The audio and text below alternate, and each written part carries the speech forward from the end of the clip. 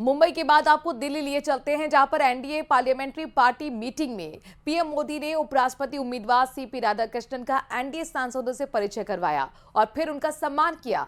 CP Radhakrishnan कल सुबह 11 बजे नॉमिनेशन करेंगे, तो वहीं विपक्षी गठबंधन इंडिया ब्लॉक ने बी सुदर्शन रेड्डी को अपना उम्मीदवार बनाया है। सुप्रीम कोर्ट के पूर्व जज रह चुके बी सुदर्शन रेड्डी, आपको दिखाते हैं ये रिपोर्ट।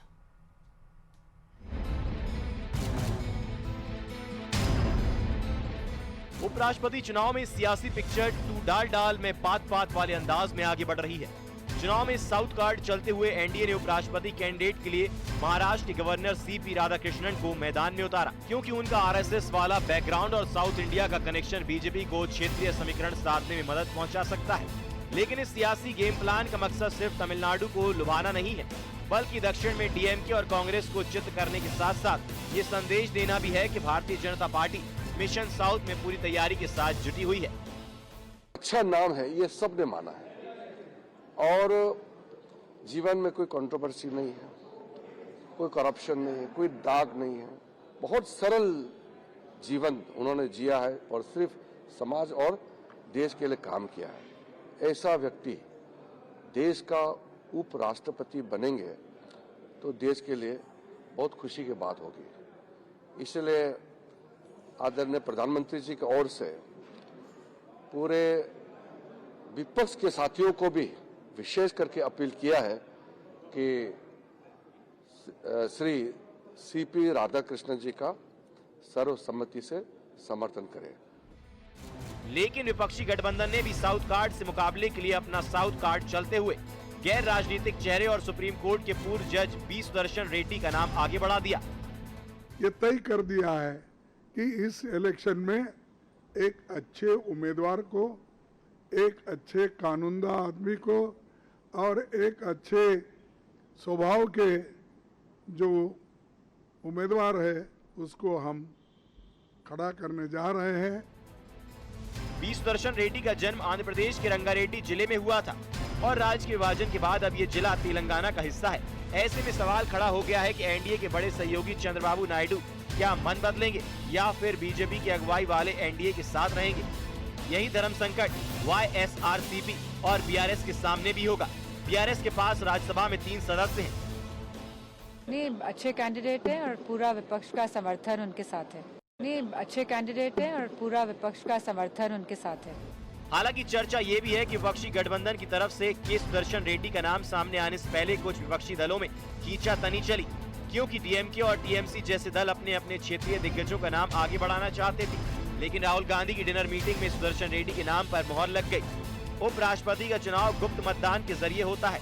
ऐसे में अपने कैंडिडेट के लिए मजबूती से बैटिंग करने के साथ साथ क्रॉस वोटिंग को रोकने की भी बड़ी चुनौती होगी। Bureau report, news 18।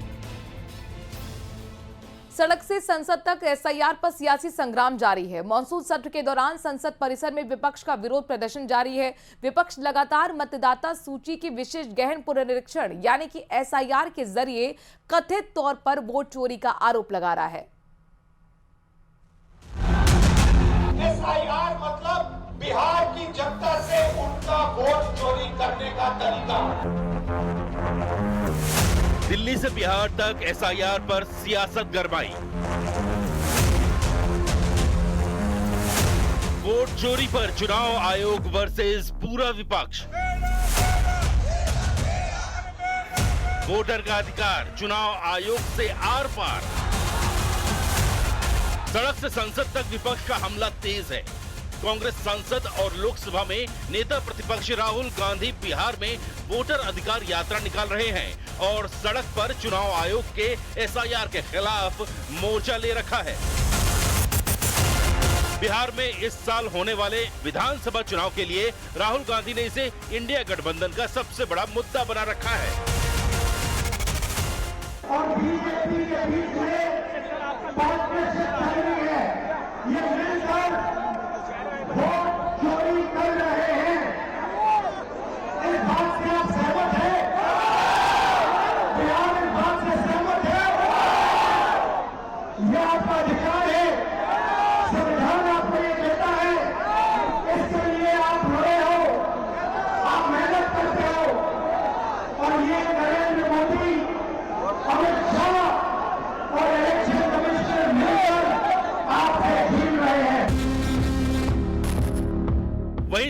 परिसर के मकर द्वार पर विपक्षी सांसदों ने बड़े बड़े बैनर और पोस्टर लेकर प्रदर्शन किया, जिन पर तीनों चुनाव आयुक्तों की तस्वीर थी और वोट चोरी रोकने की मांग लिखी थी।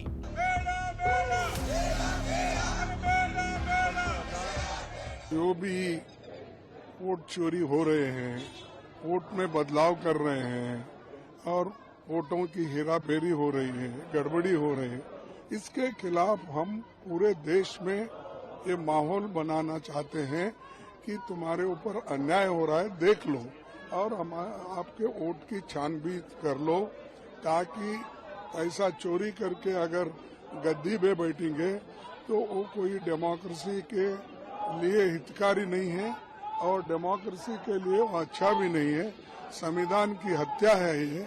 और आज जो इलेक्शन कमिश्नर बोल रहे हैं, धमकी दे रहे हैं हमको कि अगर आप एफिडेविट नहीं दिए 7 दिन में हम वो करेंगे, ये करेंगे। उनके पास एक हथियार है तो हमारे पास भी हथियार हैं, हम भी वो सुरक्षित रखे वक्त पे खर्च करेंगे। कि ये जो वोट चोरी का पूरा मुद्दा है, इसके बारे में बात करें, समझाएं जनता को। अगर ये सच नहीं है तो बताएं जनता को।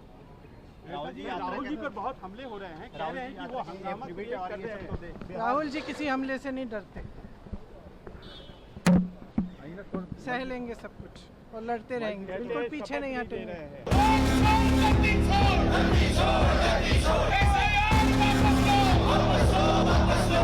कांग्रेस और बाकी विपक्षी दल चुनाव आयोग और केंद्र सरकार पर हमलावर हैं।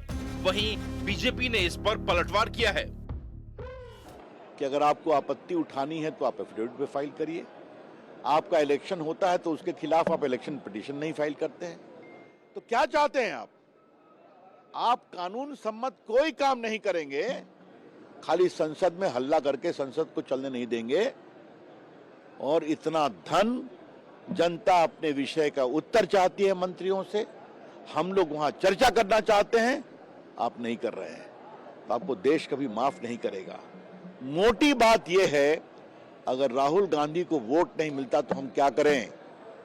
और ऐसे लक्षण से राहुल गांधी जी आपको और वोट नहीं मिलेगा जिस तरह से आपने संसद को शर्मसार किया है। संसद से सड़क तक विपक्ष और सरकार का टकराव जारी है। न तो चुनाव आयोग नरमी दिखा रहा है और न ही कांग्रेस के साथ बाकी विपक्षी अपने तेवर को कम कर रहे हैं। और फिलहाल जंग जारी है और सियासत के लिए चुनावी हथियार बन गया है SIR।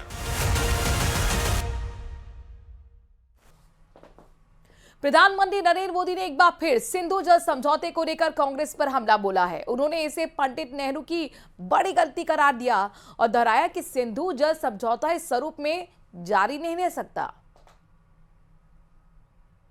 और पानी एक साथ नहीं बहेंगे। कि सिंधु का समझौता इतना अन्यायपूर्ण है। भारत से निकलती नदियों का पानी दुश्मनों के खेत को सींच रहा है।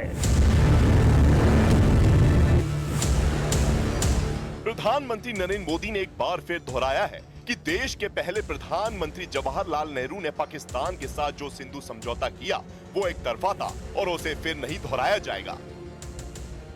एनडीए की बैठक में पीएम के भाषण का अधिकांश हिस्सा सिंधु समझौते पर ही था। उन्होंने इसे नेहरू की बहुत बड़ी गलती करार दिया। बैठक में पीएम मोदी ने कहा कि हम कांग्रेस के गुनाह धोते धोते थक चुके हैं। उन्होंने कहा कि ये एक तरफा और गलत समझौता था और हम इसे दोहराने नहीं देंगे। प्रधानमंत्री ने इस एक तरफा समझौते के लिए पंडित नेहरू को जिम्मेदार ठहराया। सिंधु जल समझौते को लेकर प्रधानमंत्री के साथ साथ पूरी सरकार और एनडीए की सहयोगी पार्टियां कांग्रेस पर लगातार हमले कर रही हैं। खुद प्रधानमंत्री नरेंद्र मोदी ने स्वतंत्रता दिवस पर लाल किले से भी इस समझौते को एक बड़ी गलती करार दिया था। उससे पहले संसद में ऑपरेशन सिंदूर पर हुई चर्चा के जवाब में भी पीएम मोदी ने सिंधु जल समझौते को नेहरू की सबसे बड़ी गलती करार दिया था। नेहरू जी द्वारा किए गई बहुत बड़ी ब्लंडर सिंधु जल समझौते को देश हित में, किसानों के हित में एबेंस में रख दिया है। देश का अहित करने वाला ये समझौता अब इस रूप में आगे नहीं चल सकता।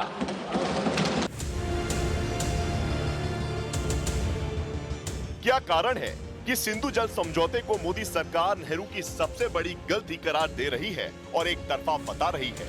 दरअसल समझौते के तहत भारत से बहते हुए पाकिस्तान जाने वाली नदियों को पूर्वी नदियों और पश्चिमी नदियों यानी दो हिस्सों में बांटा गया।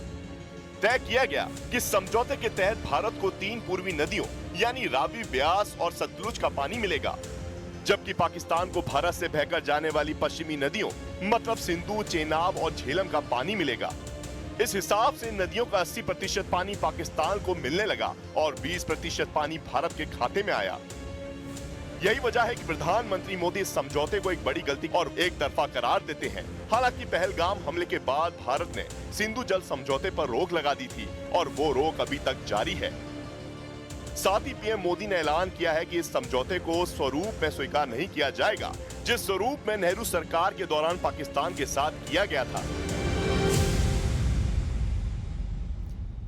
खुद को सीजफायर एक्सपर्ट बताने वाले ट्रंप दुनिया के सामने अपनी मध्यस्थ की छवि को मजबूत करना चाहते हैं। शायद इसीलिए इस बार जब वो जेलेंस्की से मिले तो उनकी बॉडी लैंग्वेज बदली हुई थी। दोनों के बीच काफी अच्छे सकारात्मक माहौल में बातचीत हुई। इसके उलट पिछली बार जब फरवरी के महीने में जेलेंस्की ट्रंप के बुलावे पर व्हाइट हाउस पहुंचे थे तो ट्रंप के साथ उनकी कैसी नोकझोंक हुई।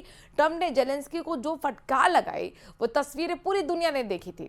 लेकिन इस बार जेलेंस्की सूट बूट में ट्रंप से मिलने आए थे जिसकी काफी चर्चा हो रही है।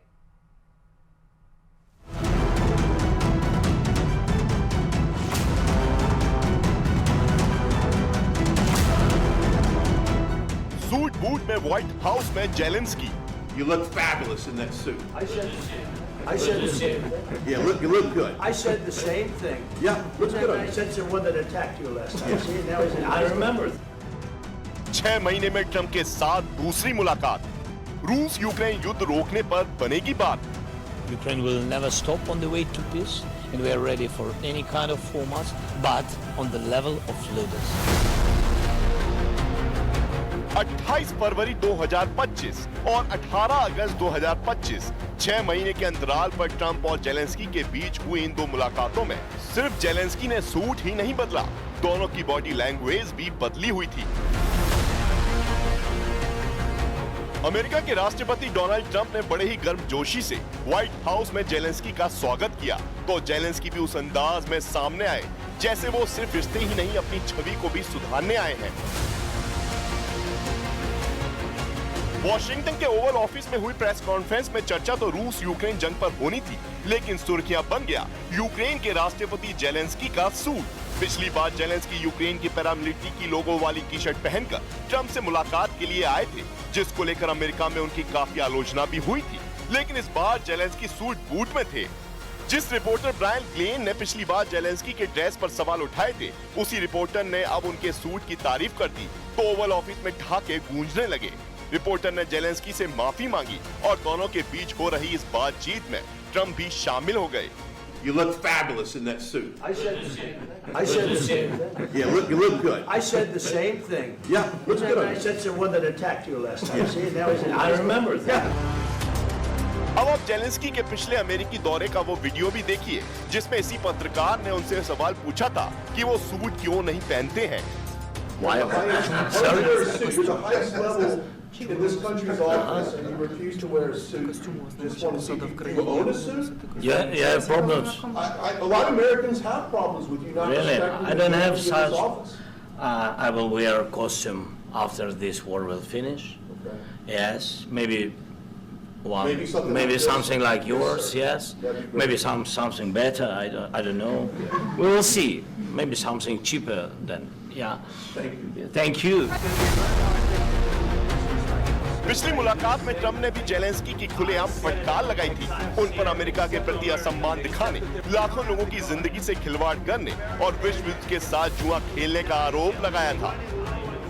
प्रेस कॉन्फ्रेंस के दौरान दोनों के बीच जो तू मैं हुई उसकी तस्वीरें पूरी दुनिया ने देखी। लेकिन इस बार दोनों की बॉडी लैंग्वेज बदली हुई थी। दोनों पहले से कहीं नजदीक और सेम पेज पर नजर आ रहे थे।